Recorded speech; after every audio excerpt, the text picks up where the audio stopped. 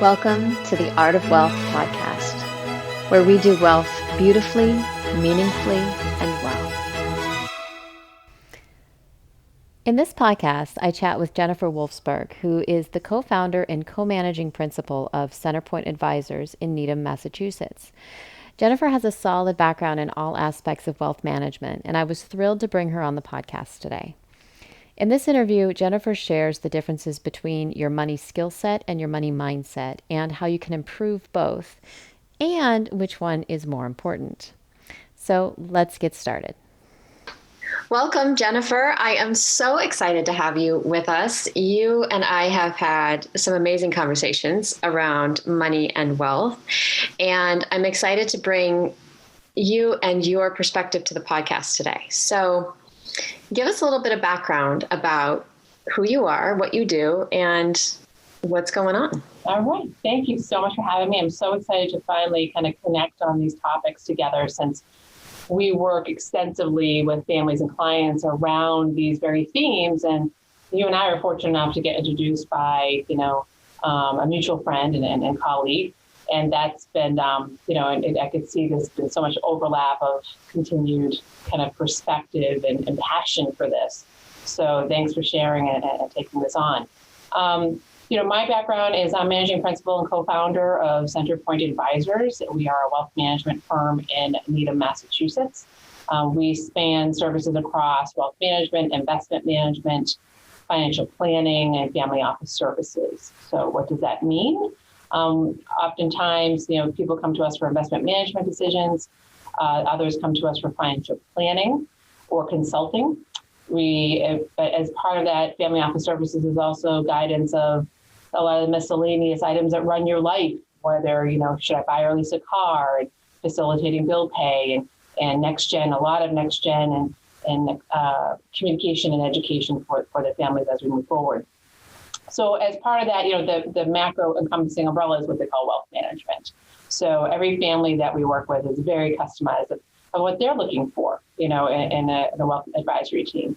We also do a lot with women as well as men unfortunately, through a lot of divorce and loss of spouse with widows and widowers and divorce. I'm a CDFA, which is Certified Divorce Financial Analyst. So I do get involved with a lot of divorce or prenup or discussions around that. And, we do extensive work with widows and widowers during unfortunate loss, in estates. So we spend a lot of time talking about in-depth, real personal issues and triggers.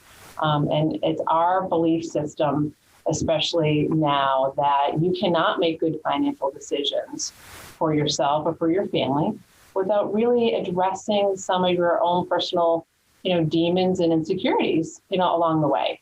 And it's not just a formulation of saying, here's my age and my net worth and how much money I make. It's a plug and play. It's a very personal decision that we take very seriously now that, we spend a lot of time on this topic to get to the root of the passion and goals of a family. It's really a lot of psychotherapy in a way. You have really, Jessica, it's funny you said that, because really it is. We kid around about it, but it's not a joke. And 90% of what we do is a sense of counseling, and diving deep into family dynamics and personal dynamics of what's led them to how they approach money decisions, throughout their life. And every family and every individual comes to the table with a history, good or bad, of how they manage money. And until you address that, they can't make good decisions. And we can't do a good job, right? We can't do a good job for you unless we understand the true dynamics of what you're looking for. And I think that's the biggest thing to have a really mutually successful relationship with a family or individual. We have to create a sense of trust and protection with them in the very beginning, to say, look, honestly, there's nothing you're going to share with us that we haven't heard before. People are struggling now more than ever with families that may have health issues, mental health issues, addiction, divorce. And that comes with, another layer of emotional issues that could affect decision making. Mm-hmm. So I think, why you and I kind of connected so much is that I think a lot in our industry does not address those emotional components and support to make good decisions. Right. And you personally meet them way more than halfway. I mean, you'll come all the way to where they are and address them right where they are, when a lot of times, they've got their own triggers, they've got their own stuff, and they're not even aware of it. They're not working on it. They're not trying to fix it. They're not trying to, heal some of these money traumas or anything that's happening. They're just, help me manage my money and also manage me while you're at it, please. Yeah. And a lot of them are not self-aware enough to know what they're doing or not doing, right? Mm-hmm. So there's a lot of different elements that goes into that we take a long time, and people, sometimes we'll get referred to a client and they'll say, let's dive in, let's do it. I'm like, whoa, let's, we have a couple of meetings to make sure this is a chemistry fit, that we're going to meet your expectations, that you're going to meet ours, and, what are you willing to do? And look, we are not expecting people to love finance and financial planning and investment management as much as we do. But right. We do want them to have ownership and participate in these decisions, because it's their life. Our job is not to say you should do this and you should do that. It is to, really delve into the information of their needs, their goals and objectives, with our expertise, to give them the information, the best information analysis, so they can make their own decisions and empower themselves and say, here's the analysis. And they may say, what would you recommend? What would you do? I get that a lot. What do you do with your money? What do you do? And I'll share with them, this is what I do, but I'm not you. I don't have the same background, but I think it's helpful for them to talk through things. And we're very fortunate that we have very long-standing relationships. So I think it's doing well, with that and diving into that. But it is scary. It's very scary for some people. This is a big, big topic. Money, wealth. So many people I've talked to, you put money on the table and they start to pour out the traumas that they've had around money and the issues that they have. And as a society, we've seen so many ways that money has been used as a weapon. Yeah. And my goal is to help anyone who wants it to change their mindset about that and see it as a tool that they can use as a good-hearted, kind person in the world to do with it what they want done. And I think if we had more of a global mind shift about that, we could really make a difference. Definitely. So that's what we're talking about today. So we're bringing to the table the idea that with money, you have skill set and mindset. So how would you define each of those? Yeah, it's great. So let's reverse them a little bit. Mindset, and in my opinion, is basically your thoughts, your actions, your process, the angle from which you look at things in life. Okay. And so that could be, in multiple ways, but it's also basically your thought habits and process. Your thought habits, though, are what triggers you to see how you feel about something, what you do about something, right. How you respond to certain things. To take that a little bit further on the mindset, is also, we've heard about these terms, but I think, diving deeper as it relates to finance is extremely important, is that there's fixed mindset and there's a growth mindset. Yes. And I think mindset is a powerful tool that people really is a first step to self-awareness about anything in life, but specifically money management. But the fixed mindset, for example, is people that just say, and we all know these people, they're kind of avoid change. They avoid conflict. They don't like obstacles. They don't like criticism. They turn and they say, hey, this is who I am. What are you going to do about it? Like, what am I going to do? Change, etc. They meet something with an obstacle and they halt. They give up on things. And to be fair, that can be a trauma response. Absolutely. Avoidance. It can be learned and it can be a trauma response. Definitely. And it takes us years sometimes with some clients or minutes with others to find out what that is. The growth mindset is something that is far more powerful and more important for all aspects, I think, of our lives, in which the growth mindset is saying, look, I don't know this, but I'm going to learn it. They're resilient. They're committed. They don't know, but they'll find out. They enjoy the process. And that's where we get into things. I'm like, it's not about the goal. It's understanding that there's a process that I'm not willing to give up on. And to say, hey, I don't know that, but I'm going to know that. And that's the key you can grow, you can change. Exactly. It is possible.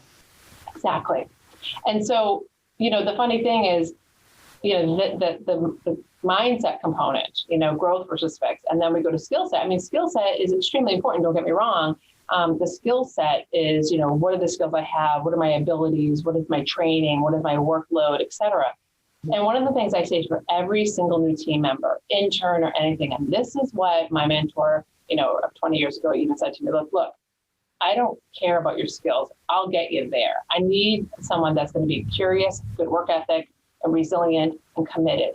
The skills will come with that because you will achieve the skills if you have the right mindset. The skills will not come. And if you have the skills, that's great, but you will set yourself in a box one day if you don't have any kind of growth mindset to develop other things, EQ versus your IQ going forward. So don't get me wrong, skill sets are incredibly important, but in all aspects of life, to be honest with you, to be successful personally, to have a fulfilling personal life, understand finance, et cetera, I think the growth mindset is absolutely key. I spent so much of my life trying to find the skill set thing, the thing that would teach me what I needed to know to change in so many different ways. And what I finally found was Carol Dweck's work with mindset. And it's not about what you can do. It's how you do it, whatever it is. And it can be life-changing when you get that. Oh, definitely. But I think, a lot of the, like you said, your growing up, your trauma, your background, your who you were brought up, how you were brought up. And sometimes it's opposite. Sometimes people have the growth mindset and they did have trauma, but they said, look, I'm going to beat this. I'm going to move on. I'm curious. Right. And others, and it can be the opposite. Everyone's very, very different in their obviously genetic makeup along the way. I find for team members and only the people that I surround myself with, friends, family, a growth mindset, and having basically your biggest fans. That's what I call them. Where are my fans? It's like, yeah, let's do this. You can totally do that. It's fascinating as humans how little encouragement we need to launch ourselves forward. Okay. My mentors in the back, and there's a lot of great content of, some great military leaders, a lot of the people, it's just like, you have a failure and they go, oh, I messed this up. They go, good. Now you're moving on. Now you had a failure, you've learned from it. And definitely, unfortunately, learned from our failures far more than our successes. But getting up, brush yourself off, let's go again. Well, and that willingness to fail is really at its core a willingness to feel the emotions that come with failure. And when you're willing to feel that, you can do anything. Definitely. Yeah. And it's uncomfortable. I remember, someone telling me years ago in this industry saying, like, look, what you're learning, it can be an aggressive industry at times, as you're mentoring things along the way and going through all the different departments. And, it has a lot of males in the industry in the beginning. And I'm very fortunate that I've had a lot of great male mentors as well as females. But I remember someone saying to me, get comfortable being uncomfortable. Mm-hmm. And I remember saying that, and I was like, thought about that for like literally a week. And I was like, okay, like, you're going to be uncomfortable for a while, so get uncomfortable because you're not going to know these things. It's going to be stressful at times. But it's sitting in that space of like anxiety of going, okay, can I be uncomfortable while I'm absorbing good information, while I'm absorbing experiences, I think is incredibly important to teach young children and young adults along the way, and giving them the bandwidth of saying, look, you can do this, because it really doesn't take that much of an encouragement to have people want to advance. Absolutely. So can you give me an example from your work life of people who had growth mindset versus fixed mindset? Yeah, definitely. So, we have a very large component of clients that, don't get me wrong, they don't love finance as much as we do, but they know it's necessary. And they may see it as, look, I want the 30,000 foot view to understand what I'm doing, why I need to do, and give me goals of like monthly, annual, what I need to do. And so they still have that growth mindset from a higher vantage point. Others, say, look, I don't understand what a mutual fund is. I don't understand finance. I'm embarrassed to say, but I really, I would love to get educated a little bit more about these things. So those people we love as well. They're both, I think, both equally growth mindsets, to be honest with you. It's just the level that you want to dive in. But the biggest, power for that relationship is trusting us and having that mutual trust that we are so dedicated to that same goal. And they understand, like, hey, what do I own and why do I own it? And what am I doing with this insurance? And why do I have to have this financial plan, and et cetera? But they get it and they want to move that forward. Mm-hmm. The growth mindset is too, as part of that, is a lot of them are in the beginning quite embarrassed to admit that they don't understand certain things. And so in the privacy of a meeting or a call, they'll say, look, around their, peers or even family, they'll say, I didn't want to say anything because I don't want to look less intelligent. I didn't want to say anything because I'm embarrassed. I didn't want to ask about that, because I might look silly, and I'm like, okay, no problem. But it's important that we have that discussion, so because we can educate them along the way. I find with a lot of those people, depending upon their occupation, that if we illustrate certain concepts in finance to their occupation, the light bulb goes off, right? And so you're like, hey, you're in, this is what you do for a living. Let me explain how this works in your eyes. And when we give them that comparison, the light bulb goes up, like, this is amazing, right? So we build upon that, which I love about the growth mindset. The fixed mindset, however, are people that can sometimes become more victim mentality, over time. And it's not, there's like, they may say they want to learn something, but when the first obstacle that they meet of not understanding a concept or a finance or hitting a goal that they think they should make a certain rate of return, et cetera, that they kind of shut down. And they get a little more obstinate about that. And they'll say, look, I don't understand. What am I going to do? Like, what, and they jump to the blame game of, like, I don't know, you guys said this is what was going to happen, et cetera. And they don't take ownership of, like, the original goal that they shared with us. Mm-hmm. So we see those relationships, which we obviously try to avoid. We try to counsel them. And don't get me wrong, there are times that we've had great success with shifting and getting a little bit of the growth into the fixed mindset, right? But that takes years. And some really actually don't have that interest in developing into the understanding and education that it really takes to take ownership of your financial life. So, those people are just kind of black and white. You present charts to them, you present information in multiple ways, and they kind of shut down all along the way because they don't want to address what's uncomfortable. They don't want to look at the numbers and say, gosh, I'm spending too much money, or I should have done this, or I should have done that. And we say, yeah, no problem, but we have the future. We can fix this. Let's move forward. People with a fixed mindset, from a client perspective, can be very difficult, and they're their own worst enemy because they'll look for an advisor or team or situation work that will be the least amount of resistance to them, and it's not necessarily what's in their best interest. Right. Well, I'm pointing fingers at myself here because I'm thinking there are certain areas in my life where I feel like I have a great growth mindset and I'm really, sink my teeth into it. I'm happy to keep learning. I know it's possible. But then sometimes I'll hit stuff and it's I see it all the time in the financial world with others, but also with myself. Like there's areas about money and finance and wealth management that I get overwhelmed. There's so much there. I'm like, well, maybe I could tackle it, but it doesn't feel possible.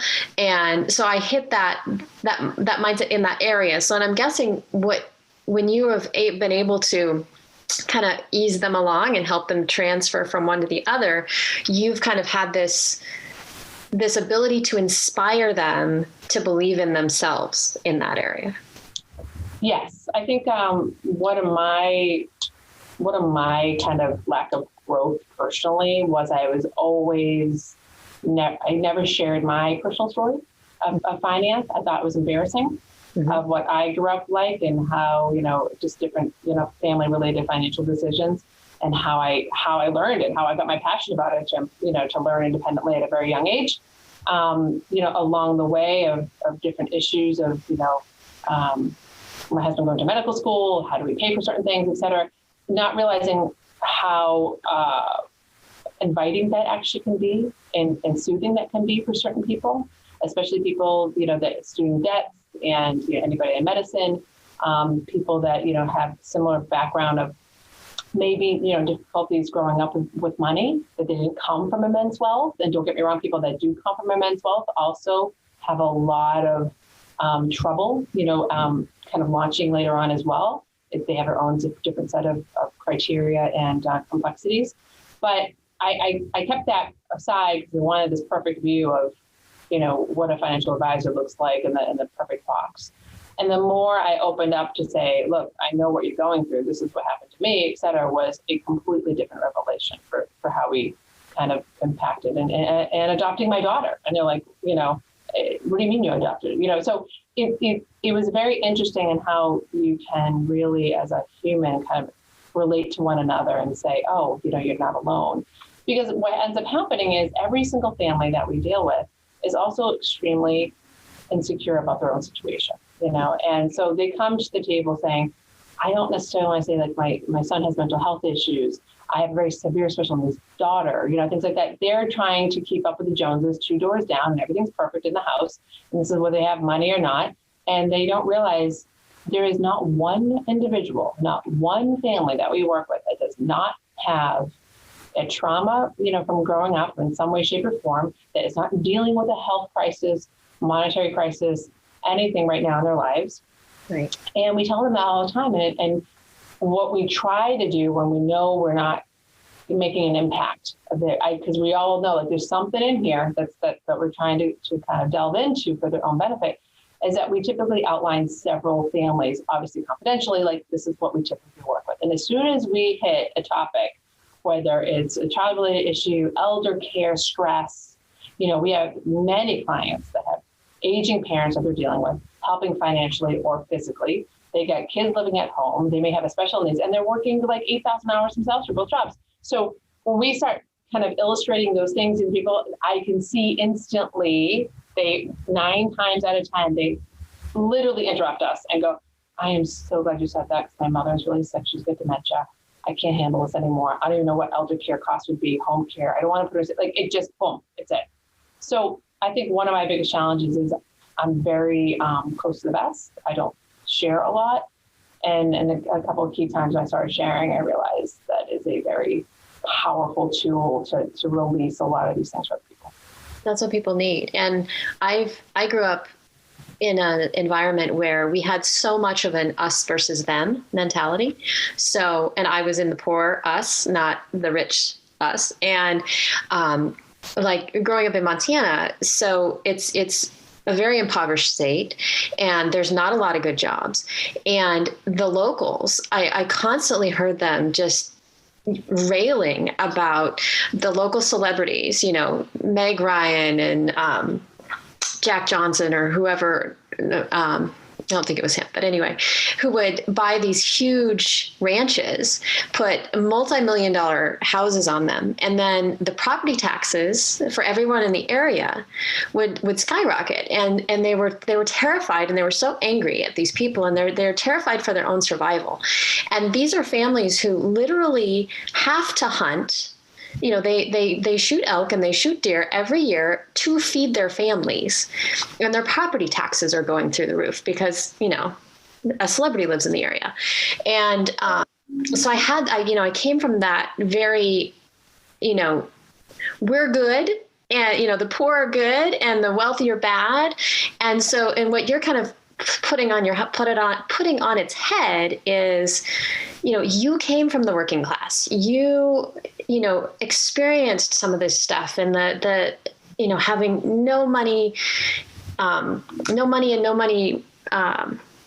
education to begin with, and you had to just inch your way forward in it. So would you share a little bit of your story? Yeah, no, absolutely. So I grew up in a small farm town in Massachusetts, and 7,000 people population, loved it. My father was brought up in that same town. I have 3 older brothers. My father and 3 older brothers all went to school in that town. It was lovely. Just a great community to grow up in. And, pretty small town, so well-known, family, and everybody knew everybody. It was lovely. My parents had an opportunity, because of the differential in age between my brothers and I, to move to Cape Cod, and it was their dream. And so my brothers, because they're 7, 10, 11 years older, they were already off to college, and in some cases, get engaged. And so, my parents said, this is a great time. We're gonna move. It was my freshman year of high school, and I was, of course, devastated because I was heavily involved in sports, friends, right? We were going to go down to Cape Cod, which is a totally different school system, about 45 minutes away. And back then there was and it was a public school, no school choice. I don't know if you guys have it out in Montana, but basically saying, look, some towns will say, if this child wants to go here, we'll swap one kid for this town versus that. And it equates somehow with the taxes due for the families. I was devastated. It caused a tremendous amount of conflict between my father and myself and my mother, because I did not want to move. And for the first year, I actually commuted back and forth. I would live, for a few days a week with a friend up there, and come back. And it was tremendously difficult. I didn't see my parents a lot, but I rarely talked to my parents under their roof. It was then that the school and the town said, wait a minute, this girl can't live, and go to the school system. She's not a resident of the town. So obviously having, a small town, a lot of politics, a lot of discussions, they said, look, if you want to come to this school, you have to pay the essential real estate taxes to come, almost like a tuition to a public school. Right. Of course, I was devastated. It was like $400 and something a month, which was like, what am I going to do when I'm 15 years old trying to make that? And my father and mother said, you want it so bad, then you pay for it, because we're not paying for it. And now, that being said, my father had mentioned that there was a restaurant down the street from the house on Cape Cod. And so I went and applied, and I got the job. And I was in my best friend's family said she will live with us. They were incredibly kind, Monday through Friday, and on the weekends go to the Cape and work. So my father was actually supportive of that. It did help us rebuild our relationship, but he held me extremely accountable for that. And every Saturday and Sunday, I worked all day from 6 a.m. to 2 to 3 o'clock in the afternoon. It was a great job. It was a very popular place, and I made more than enough money and tips to do that. I was working with a family there, and it was a very interesting job because you're working with the public. You're 15. You're already developing your own personal skills, and it was really, especially during the high season when tourists come, it was insane. I mean, literally insane. People out the door screaming, this. It taught me people skills. It taught me time management. It taught me math. There was no calculators. You're doing math in your head because you get to calculate the tax because you can't get into the register. And I, in the beginning, what ended up happening is I would give the cash to my dad and say, can you write me a check? And I would bring it to the school. And my parents were really struggling with money issues themselves. And a couple of times the check bounced, to be honest with you. And I'd get called down the office. The principal, would say, what's going on? And it was uncomfortable. It was really uncomfortable until I finally went to the bank one day and I asked if there's another option because I couldn't get a checkbook. And this older woman, I'll never forget her at the bank, she was like, I see you in here with all your coins and all the cash. What are you doing? And I explained to her the issue. And she's like, stop getting these cashier's checks. They're costing you $3 a cashier's check, because I wanted to have that. And she taught me, all about checking accounts and savings accounts and rolling my quarters, which was, by the way, at the end of the summer, working full time was, quite a bit of money back in the day. And I was able to not only pay for school for the next 3.5 years, but pay for most of college as well through that job. And my father, and my mother were very supportive of it. They made sure I got to work. They made sure before I could drive, they would drive me there. They were very proud of me, actually, very proud of me about that point, but it did create a lot of conflict. And I became extremely financially independent. I didn't need them for school clothes. I didn't need the trips. And that actually caused a lot of reverse stress with us because they felt like they weren't needed either. They couldn't buy me things, so I'm like, I had it on my own. I can see so that. It was high school. I will never, I missed out on a lot of things on weekends because I worked, but I would not change it for anything because it was my true launch and foundation of financial management and self-empowerment of how I'm going to do things. And just by starting with a little nice old lady at the bank that pulled me aside and taught me interest rates and checkbooks and savings accounts and passbooks and rolling quarters and everything else. And I wouldn't trade that for the world. And people are like, oh, that's terrible. And I'm like, no, I that was my path. I would not be who I am now without that. And there was a growth mindset all over that, because you didn't have this victim mentality of, oh, woe is me, I can't go to my school, I'm going to miss all of my friends, and just, living the next 4 years as this big victim. You're like, no, I'm determined. There's a way. There's got to be a way, and I'm going to make it happen.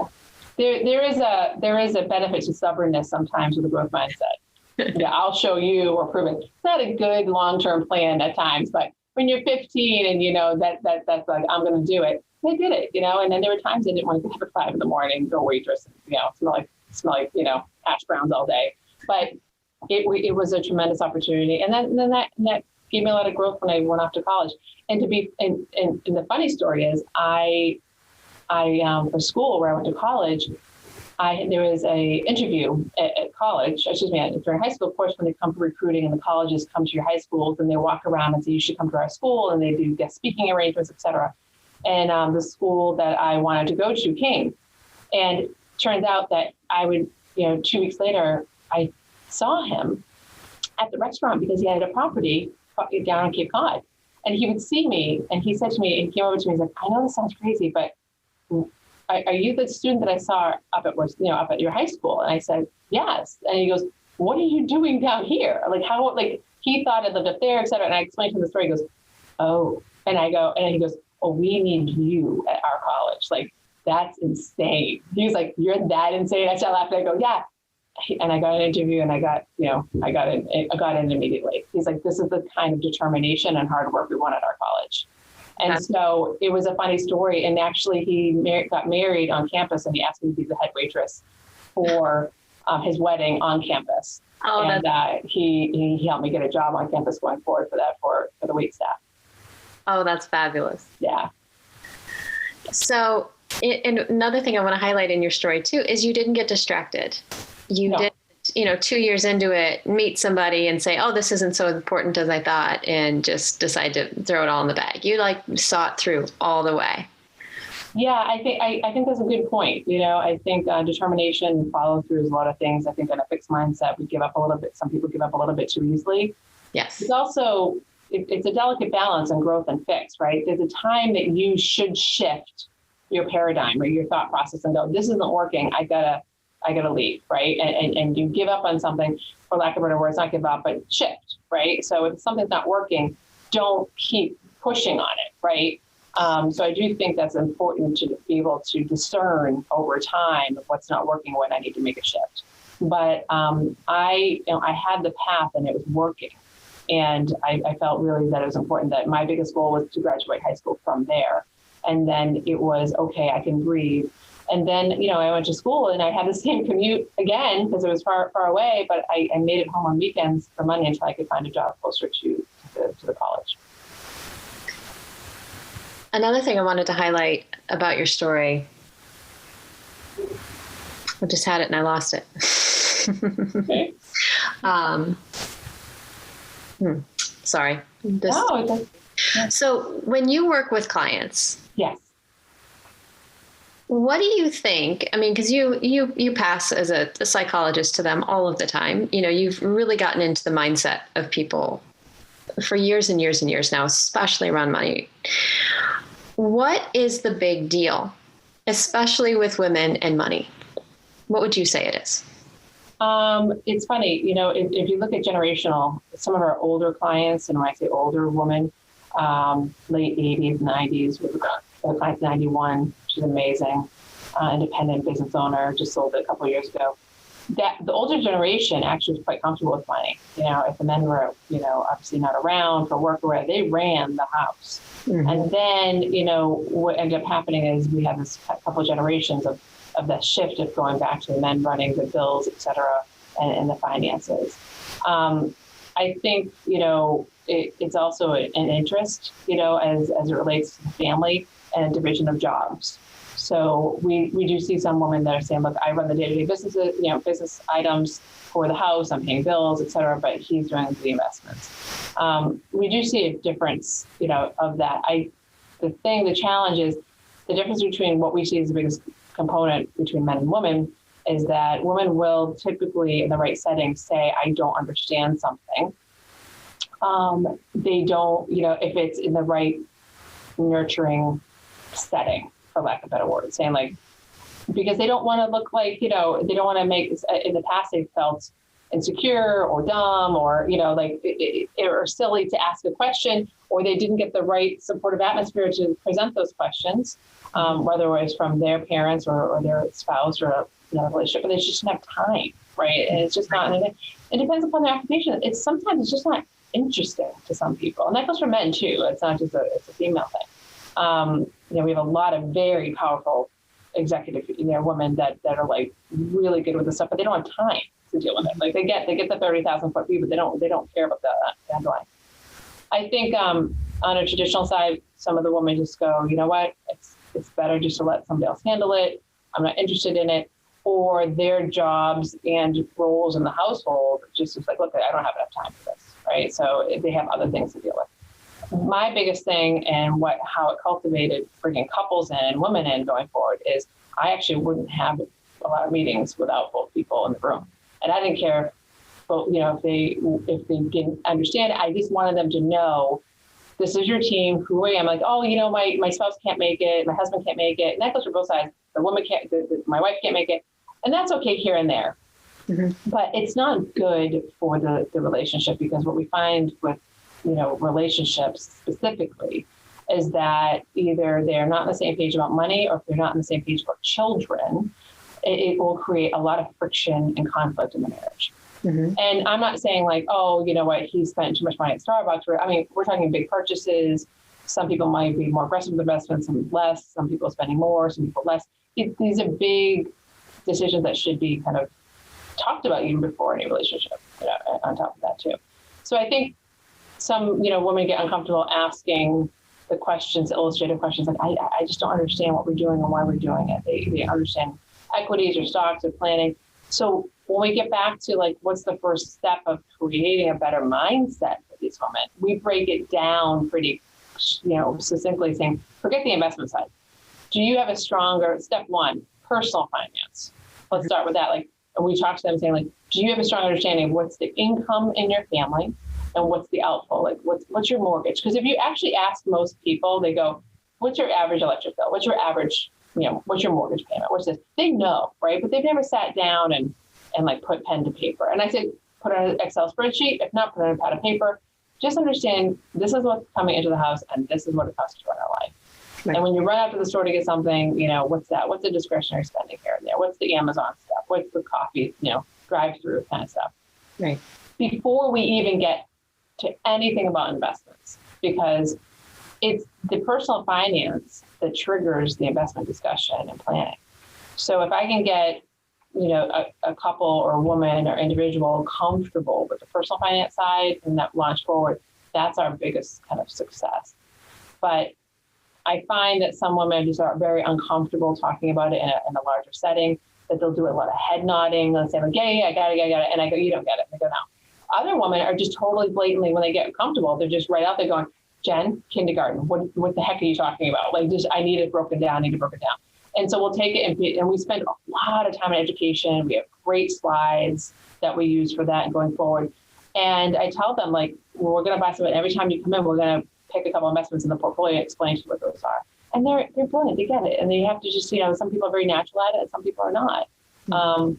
I find that some personalities, men or women, will nod, totally get it. And we could actually go a very long time without we say something and they finally go, I'm so embarrassed. I have no idea what you're talking about. I'm like, what? Like, you should have told me that like 2 years ago, Right. When those things happen, getting back to our beginning discussion, is when typical volatility in the market happens. When they call and start getting nervous about their investment plan or their investments or the volatility in their portfolio. Like, I'm aggressive, I'm totally fine, I'm going to pedal to the metal, I can handle volatility. When they don't understand what they own and why they own it, that's when bad decisions are made. Like, I got to sell everything, I want to look at cash, I want to look at it.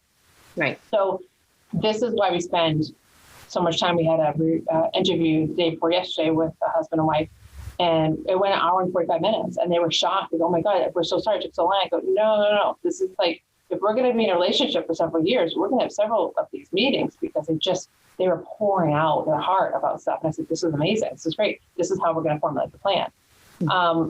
It's not just like, set it and forget it and let's go invest some money and I'll talk to you next year, because that never works for the long term for somebody.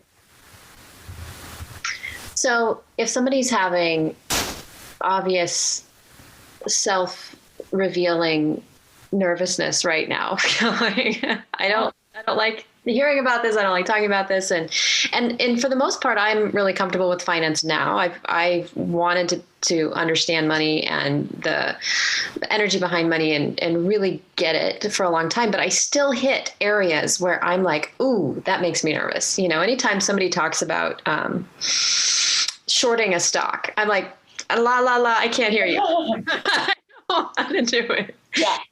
So what's a practical tool or something for them to know, or what would you say to them? Like, they're having that la moment. I'm just going to go turn this off and go watch Netflix because I'm really freaked out right now. What do you say?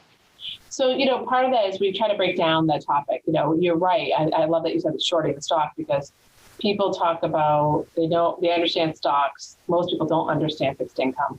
You hear the words alternative investments, right? Like, what is that? Like real estate, maybe hedge funds. Hedge funds, oh my goodness, for years, because of Madoff issues and so many other issues out there related to Ponzi schemes and issues and volatility.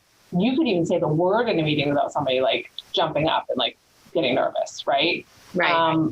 And so it's taken us a tremendous amount of like breaking down understanding of like, we literally have charts that say, all right, here's equities or stocks. And it's as detailed as someone saying stocks, and they'll say to me, is equity the same thing as stock? I go, oh yeah, I'm sorry. Like, because we really use terminology, and I am, constantly sharing with the team saying, stop using lingo. You can use some lingo depending upon the sophistication client. Like when they say, well, what do you think that is? I'm like, well, it's 45 basis points. Well, what is basis points mean? Like, I'm like, I came from trading. My first job was in trading. So I have all the lingo, dot this, spot this, da. But to talk to people, years later, I had to rip that out of my lingo, my vocabulary, because the people will not stop and go, what's the basis point again? They won't. I can look at them, which is why I missed, because of COVID, being all, traveling and going to meetings, because I can see, and you can essentially a little bit with the Zoom, but it's not as fun to see when they're uncomfortable or when they're not feeling the concept, like hitting home. Tricked out a little bit. So, yeah, so you can see it. So, I try to make sure, like, I don't put too much of a heavy content in a given meeting. We try to do it in pockets. So I find that it's easier to say, like, here's equity, fixed income, et cetera. But when I can see people pulling back, I know that we need to basically dedicate the next meeting and team at the beginning of it, when they have the most mental energy, to that concept so they understand it. Okay, so because some of our meetings can go long, and it could be everything from financial planning to bill pay to education, all these things. So at the very end, you don't want to take on a heavy concept like shorting a stock. Such a good point. And I'm so glad you mentioned that, because, my husband and I will have money discussions, or we'll be talking about investments, or we'll be doing something. And both of us, we have slightly different endpoints, but we'll get to this point in the conversation where we're just like, I can't do it anymore. Like there's just too much. We've been doing this for too long. It's, you get that maybe decision fatigue or whatever it is. And you're just like, I need a break. I need to not. Definitely. And the time of the week, right? You're not doing it Friday night. It's a long week. And like after a glass of wine, like you should dedicate a time where you're both a little bit fresh. You say, we get 20 minutes. Let's talk about this. Right. And we try to do that. And we also do agendas for every meeting. So discussion outlines, typically in the conference room on the big screen that they can't touch the paper. I've locked the screen on the Zoom so they can't look ahead. I have a handful of clients that love to cheat, look ahead. But if I keep the discussion outline and saying, I'm like, stop cheating, and say, here's what we're going to talk about today. And I outline everything. But if I know it's a heavier concept, we start with that first. I'll give them the State of the Union of like, here's the portfolio, here's the general, but let's start with this, because it's hard and I really want them. And it may take several meetings for them to get comfortable with it. And it may take several years but the thing is, they also, I think as humans, it's understandable. that we compare ourselves to our peers, right? You compare yourself to your siblings, where your parents are at your age or were, your friends, your family, your neighbors, et cetera. And so what ends up happening is if we don't dive into some of these things, the next cocktail party or PTO meeting that they're at or whatever, they're like, so-and-so mentioned something about, an alternative investment. And like, they feel like they're missing out on understanding. And so, that's also, which is one of our biggest pet peeves of like, don't share information because you don't know what's relevant to one family to another. And one family they only share their big success stories, right? Ask them about the stock that went down, not the ones that go up, right? So what's relevant for one family, good for them, is not for yours. You don't know their background, you don't know their wealth, you don't know their income, you don't know their needs, et cetera.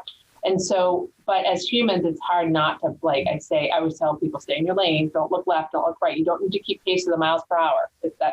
And it's the biggest component of that is our next gen discussion. When people come out of school at their age 22 on average, and they're getting, especially up to age 35, they launch in very different ways, different jobs, different locations geographically, incomes, whether their parents help them or not, are they married, kids, do they have a home? And that is a very high anxiety thing that we spend a lot of time on with our children, our clients' children or professionals come to us go, my friend is just not engaged. I'm the only one not engaged. I'm the only one that doesn't have a house. They have 2 kids. I've got none. I'm not in a relationship. Like, I can't believe you just bought a house. Okay, well, what you didn't know is the parents gave $100,000 to put down the house. Don't worry about them, right? And just it's a really difficult atmosphere for young professionals right now, and for any age group, because they're comparing themselves to their peers, and that's not fair to themselves. Right. And I tell them, like, everyone's journey is very different. I was very, if you want to technically be behind all my friends. My husband went to medical school. We were in an apartment. I started this firm before I owned a house. I was in an apartment. I put all of our savings to start the firm, and I had nothing else to show for it other than student loan debt for medical school. And meanwhile, my friends are on their second house and having kids. And my husband and I are just like, goes to the night, going back and forth. And I remember several times just going, oh my God, what am I doing? And I just said, no, this is my own journey. I'm not going to worry about it. But that being said, I had incredibly supportive friends, incredibly huge cheerleaders that when we started this firm, they were the ones moving in furniture. They were the ones helping us with things. So it's also who you surround yourself with in life is incredibly important, because if you're talking and people are not listening and they're talking over you, stop talking, because they don't deserve to hear what you're saying, and find a different avenue. I don't think that's explained enough as such a huge part of success. Yeah. And I've heard it said, you should not compare your insides to other people's outsides. It's just that's great. Recipe for failure. Yeah. So one of the things that I think I'm hearing from you, and correct me if I'm wrong, is mindset is really intertwined with skill set.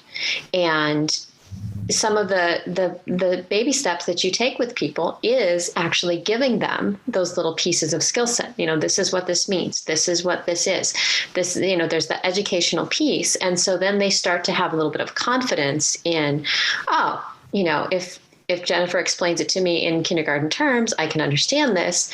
And, a long enough time of that, they start to feel like, gosh, I actually know what she means when she says, And that's the best part. The most fun part is seeing the development of a relationship with a person, young professional, or woman, that are launching more independently after a loss of a spouse, or a divorce and things like that.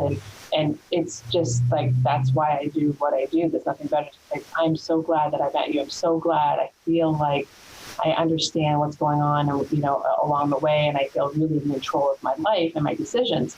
And I think that is literally the reason why I wake up every morning, to alleviate the stress on families and individuals, so I can take something off the plate so they can do what they do best. I said, I'm not going to do what you do for a living. I don't ask that, I think, but that's been something that if I can give them the skill set off of the mindset of saying, look, how am I going to develop this? How do I get this?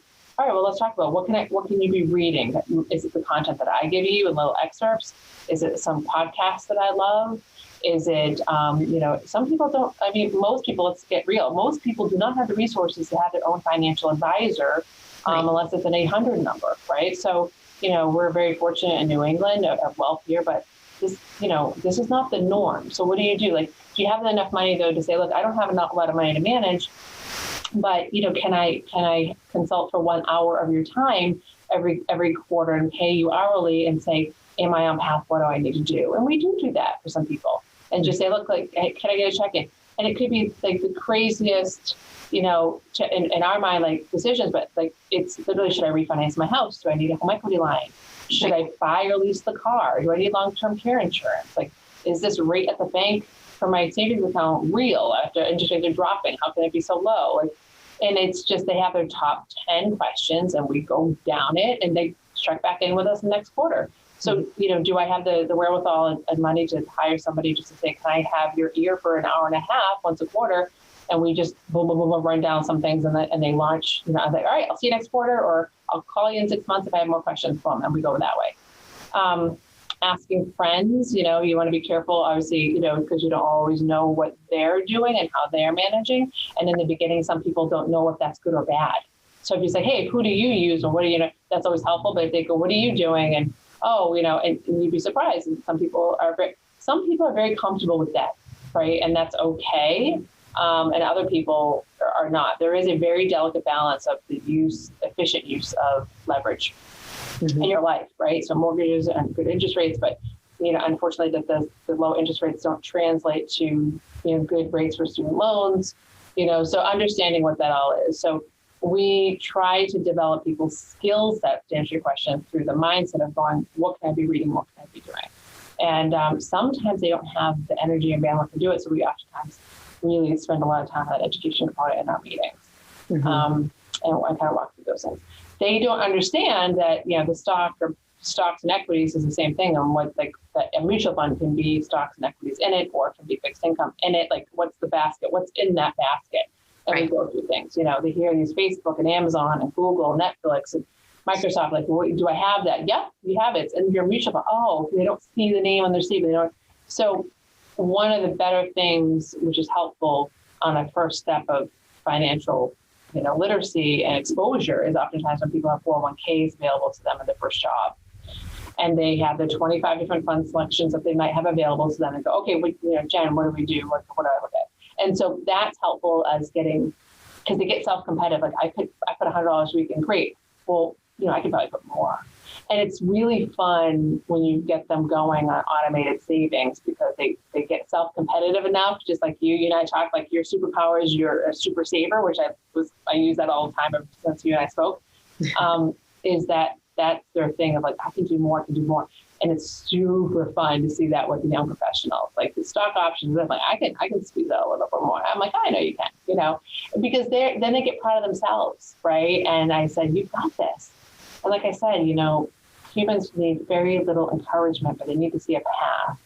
And when they have a resource or friend or support system in any way, we all need that, and if that comes from your financial advisor, consultant, friend, neighbor, mailman, I don't care.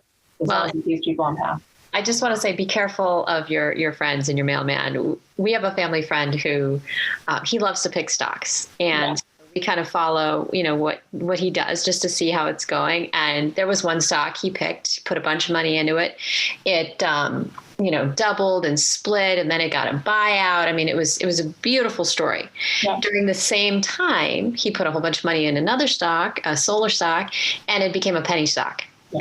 And so, you can have the same thing in both sides of the coin in one friend. You can have. And I'm really glad you said it, because that's what I'm talking about the cocktail party. That, no offense with a friend, but that person is the one that tells you about that stock, not the penny stock, not the solar, at the cocktail party. Right. And so people, it is difficult to keep people in their own head and their own plan. We have a lot of people just said, like, hey, that's good for you. That's your plan. That's your journey. They have no idea the backstory of what's going on, of like, oh, they're, what their house is leveraged at, or things like that, or, they're leasing the cars, and that they probably shouldn't be, because they're too expensive.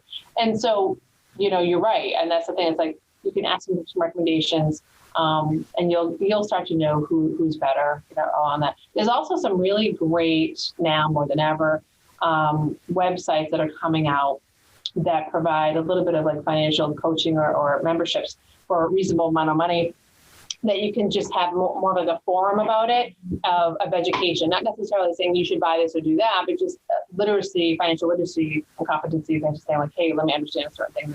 And you can basically have a membership and ask a coach a couple of questions. So do you have a few recommendations? So they could be books. Obviously we talked about Carol Dweck's book, Mindset and Growth Mindset. I think it's, what books do you recommend to people? Do you have websites that you can ethically recommend? I know that's probably scary waters. Yeah, it's hard right now for me. And there's a couple that are launched, and I don't want to necessarily promote some of them, but and I can definitely kind of dive into this afterwards, and give you some resources to post too. That are fairly new, and we're just kind of testing a few of them, to be honest with you. Okay. There's some really good content. We go through Fidelity. They have some great content online about financial literacy, which is great. The elements of like mindset and discipline and kind of working through. I love Jordan Peterson's work. I'm a big fan of of some of his items. Brene Brown, love a lot of her things along the way. But my biggest thing is not just focus on, in what we always give the young kids, The Richest Man in Babylon, which is, a really old book that just kind of teaches them along the way of what that looks like. But there's some great content out there that, as I said before, if you can get the mindset of curiosity and growth there, that will trigger the financial component. Truly in my belief system of like empowerment, I'm saying, what am I going to do with my life? And we have our youngest Zoom is 11 years old, and it was like, hey, I'm getting X amount of dollars, for my allowance, and I want to save 50%. I'm going to spend 40%. I'm going to donate the other 10%. And so we cultivate that. We have an account for him, and the parents love that, and he's accountable to that. I'm like, all right. And he sold some baseball cards. He's like, Jen, I have $300 more. I'm like, let's do it. It sounds in a way, the bigger firms say like, I don't have the capacity to do those things, right? They don't have the bandwidth to keep up with all these smaller generations and take 20 minutes for 11-year-old Zoom. But that's the groundwork. You got to lay that groundwork, and the parents cultivate that, which is so much fun. And it takes 20 minutes out of your time and a couple of content and say, look, he loves that show Shark Tank. What do you like about it? Explain to him what private equity is. He gets it, Mm-hmm. His sister, no interest whatsoever. No. And so another one, the daughter has all the interest, right? I mean, it's always a little bit different on how we're going to cultivate that. So I think in the development of people's mindset, being, like I said earlier, being comfortable, being uncomfortable, being resilient, being committed to the process, understanding like we're all going to make mistakes. It's not a perfect game. And by the way, you can do the best financial planning ever, and then life gives you these lovely surprises, which we're telling people all the time. The roof is leaking, the car broke down, et cetera. So sometimes people get a little disappointed with those setbacks, but that's why it's important to do planning. Right. So you're ready for those things, because you're always going to have those. But I think, the mindset, the growth mindset, I should say, and to recognize, maybe I am a little fixed mindset, and I got to tell you, mine fits in there, here and there. And I'm like, I only have so much bandwidth along the way, but I try to set my goals every 2 weeks of what I want to accomplish in the office and with the team. And I try, John and I have an amazing team here at Center Point that all, I think, really have a really strong growth mindset and very collaborative, support each other. All their skill sets are completely different, maybe a little bit of overlap, but complementary. Mm-hmm. The mindset is the same. And that's what makes it fun, and that's why I always tell them, like, don't worry about the skills. I'll teach you that we get that. I need you to be curious, to come in with a good attitude, to have, and along the way. And that's why when we interview for teams and clients, we take our time. And that goes for clients as well, because we want a good fit, not for us, but for them. I don't want to waste a person's time if there's a better, emotional fit, psychological fit, et cetera, with another team, and that, because that's not going to be a mutually successful relationship. Absolutely. Well, thank you for wrapping that up with the takeaways. It's an excellent description between mindset and skill set, and how, everybody can have the same mindset, but completely different skill sets. And that's the beauty. And that's what makes us all unique. And that's what makes it fun. And then, you know what? It's the human element and dynamic, I think, for both, what you do every day and what I do every day that, makes things interesting and fun and the best positive impact that you can have on a family's life. Absolutely. Thank you so much for talking with me today. I have a few bonus questions, and I didn't send these to you ahead of time. So I'd like you to give me your off the cuff response. I'm totally happy with cutting this out though, if you don't feel comfortable. Okay. So my first question is, what do you value? I value relationships right now more than ever. My internal system of relationships, whether it's my friends, my family, their safety and health, and especially my team here, and the protection of how they're. I would, the value system is I always want to be viewed as, a person that is supportive and collaborative along the way, and that I can help other people reach their goals and to relieve stress in their lives. So the biggest thing for me is the professional and personal relationships that I value the most in my life. Love it. What is the most valuable thing in your life? My family. So the item or the person? Okay. It's how you interpret it. Yeah. So things mean nothing to me unless they're Halloween decorations. On side note, my favorite holiday is Halloween. I love my Halloween decorations. All right. The thing, my family. There's absolutely no doubt my family. My family, I think you and I talked offline, my family grew in the past 3 years by an adoption of a teenage girl. And I have never in my life thought that I could have so much joy brought to when my husband and I were not able to have children. You hear it from your friends. I have friends with amazing children. I have amazing nieces and nephews. But until you have your own, and I never believed that, our kind of path overlapped in a very strange way. But it's almost like we've had her since day one. So the biggest value is, is my family and my immediate nucleus too, my husband, my daughter, my little pup. So I feel very blessed every day that we found each other as she does. How do you use what you have to support your values? I try to use everything I possibly can from the relationships that I have to support other people. So, and my mindset, my skill set. Mm-hmm. The challenge in our industry is like, it's time is all you have. So for consulting, we donate back, for lack of better words, a lot of time, because my biggest concern is, and we talked about this in another one, is that depending upon people's wealth, you have some bandwidth to make mistakes or not make mistakes, right? The person has $5 million, they make a bad decision and a small investment, it's no big deal. They buy the wrong car, people that get presented to us and say, I referred a friend or something over to you, and we find out that person really doesn't have any money. There is no money management. They're just managing paycheck to paycheck or debt to debt. Mm-hmm. I feel a tremendous amount of responsibility given the values that we have, the skills we have, and the team I have around us to stop and say, I'm going to give you an hour of my time, or most of the time it's way more than that and ongoing. Check back with me in 2 months. How's it going? Did you refinance this? And giving them the to-do list. I feel a tremendous amount of responsibility of that. And I know we're never going to make money from that. I know that's not going to be a thing. It's our way of giving back.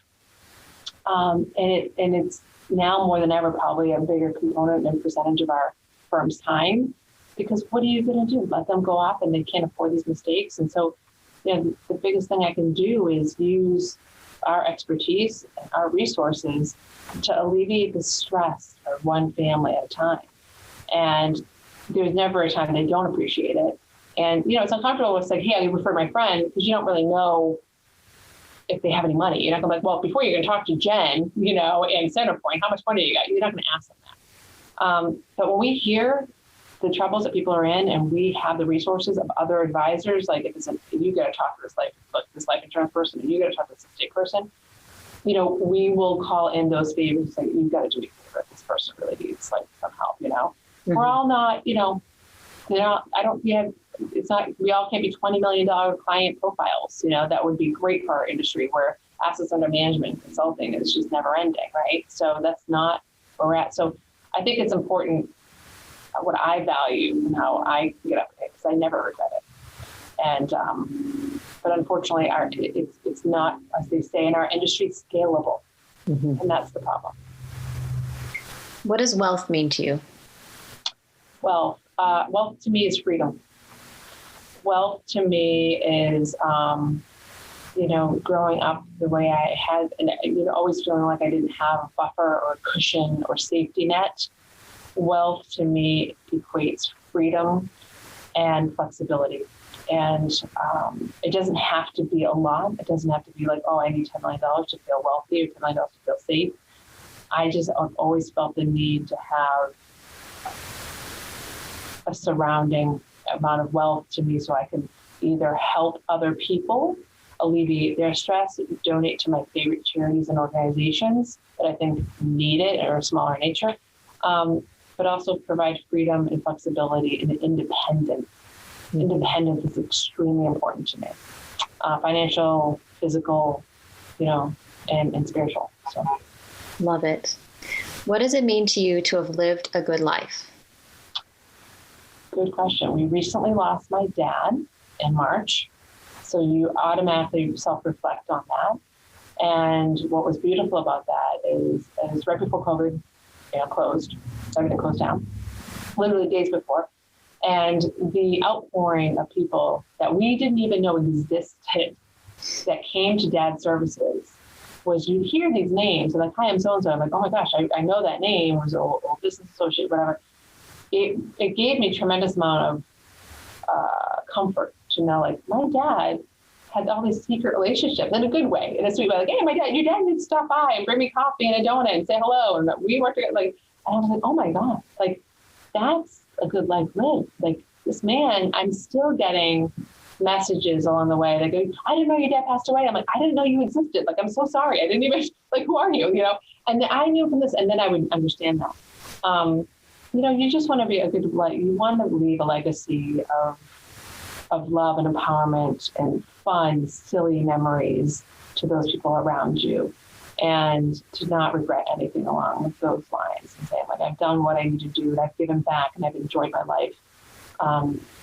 And to be remembered that way. That the legacy for me is probably the biggest thing. The legacy that if you can leave, a memory in someone's mind of you and a smile on their face while they think of it, I mean, that's it. That's a life worth lived, well lived. Absolutely. And my last question. What's one thing you wished everyone in the world believed? That whatever you have is enough. That there's a sense of anxiety sometimes. It's never enough. It's never enough money. It's never enough, et cetera. And I know we're very blessed, especially in our country, that we have resources and other items that were from where my daughter was from. They do not. So we talk a lot about that, about giving back and how little people need to be happy. And I think that's the biggest thing, that you are enough, in your own mind, in your own body, in your own belief system, and that you can achieve anything. But that what you have is enough, and that it will be okay. The sense of, this never-ending pool of need. I see that with a couple of clients in which they're just so satisfied, and so they just have, the aura is so beautiful of, like, they have wealth, they give back so much, but getting back to your other question, the life, well lived is amazing. And just for everyone to believe that, what, I have enough and I can help somebody else. And that could be in the tiniest way. It sounds silly, but,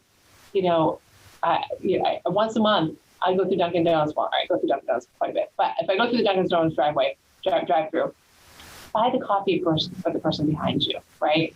And it's just like, I don't know that person, along the way, and just to do something fun, just to like lighten their day. And the funniest thing ever is that they're beeping at you like, waving, thanks so much, it's so great, And last week it happened to me, and I was like, I felt like $1,000,000. Like I called my husband, like, it happened. He's like, what? I go, someone bought my coffee. Like I was so excited, So and he's just like, all right, here's a check, right? It was silly, but it was fun, and that's what I want people to see, is that we can help one another, and there is enough. I heard a story of a Tom, is it Tom or Tim Hortons in Canada, the coffee? Yeah, the big coffee, yeah. I lived in Buffalo, so Tim Hortons was their Dunkin' Donuts, yeah. There you go. And somebody started a pay it forward, pay for the car behind them. Yeah. And one of the employees reported that it lasted like 9 hours of people forward. Oh man, I gotta look that up. That is awesome. That's my dream. Love that. That's the kind of stuff I love, of like, along the way. We don't always see the domino effect that little things can happen, can happen. No, we don't see all these wonderful good news items, right, out there, where we're bombarded, especially now more than ever, of media of negativity and emergencies and all these other issues and bad news. It's like, it's sad as humans and it's understandable. As humans, we're always, looking at what's out there to protect ourselves, right? So you're always looking for the emergency or the chaos so that you can protect yourself and your family. It's human nature. It's just evolution, right? So you're not like, great, let's look at the positive things, but we've got to do that. I mean, I don't know if you've looked at the Good News Movement. They have a great website and a great Instagram that's just like positive stuff of like, hey, people doing some things for each other, like the Tim Hortons story. It's like, that needs to be in the forefront of like, oh, okay, there's good people out there and this can be fun. Well, and it takes so little evidence that when you see a good act, you're, 80% or something more likely to do one yourself. And that's not what's getting airtime. So yeah, that's not, that gives you 1 minute of airtime where the negativity is what, and that's the other thing, just not wasting your time, your breath, your energy on negative people and negative thoughts.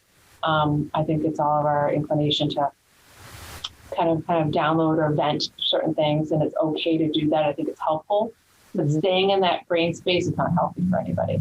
It's like, okay, we've done it. Now what are we going to do about it? And that's what we talked about in our family. I'm like, okay, that's over. Moving forward, what are we going to do about it?